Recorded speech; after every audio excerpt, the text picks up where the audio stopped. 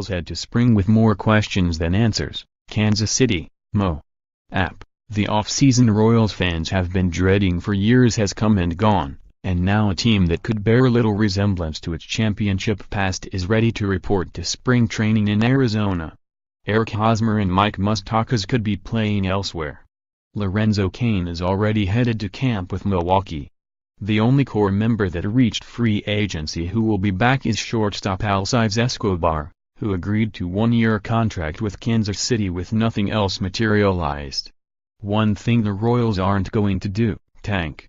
General manager Dayton Moore insisted they will not regress to their 100-loss past, even if Hosmer and Moustakas also sign with other teams. He's confident that a relatively weak farm system can replace those big names, and that the Royals will at least be competitive by opening day.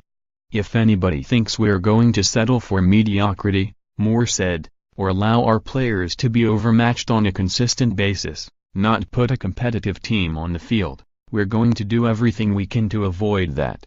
Perhaps that means signing Hosmer, who the Royals have been making a strong run at throughout a relatively quiet free agent period. Or bringing back Moustakas, who broke the franchise record for homers last season and has always professed his desire to remain in Kansas City. Or perhaps it means turning first base over to prospect Hunter Dozier. Or putting Cheslor Cuthbert at third base, where he played some last season with mixed results. I'm excited to see some of these young guys more than anything else, said manager Ned Yost, who will be back after a serious fall on his farm last fall left him hospitalized with serious injuries. Here's what to watch for when the Royals arrive in Surprise, Arizona, for spring training. New look. The Royals acquired right-handers Trevor Oakes and Jesse Hahn in trades, and both are expected to make the opening day roster. But there remain plenty of holes with first base, third base, center field and right field open competitions. Rookies to watch. Most of the Royals' top prospects are in the lower levels, but right-hander Josh Stormont and left-hander Foster Griffin could arrive at some point this season. Dozier is perhaps the best bet to make an impact in the field, even though he hit just .226 at AAA last season due in large part to a series of injuries that curtailed his season. They're set. The Royals are fairly strong up the middle, where catcher Salvador Perez and second baseman Whit Merrifield join Escobar in providing solid defense. They also have three starters who are relatively established in left-hander Danny Duffy and righties Ian Kennedy and Jason Hamill. They're not just about everywhere else.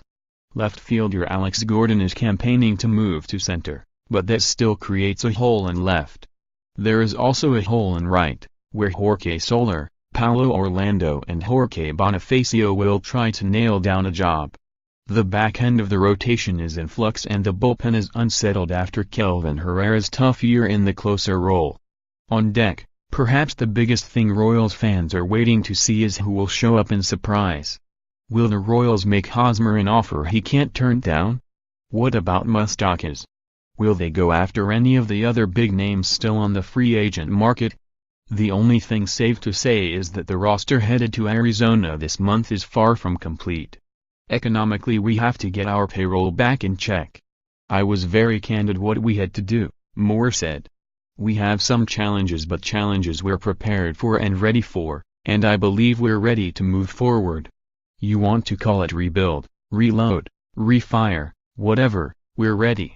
_more app baseball, https://upnews.com/tag/mlbaseball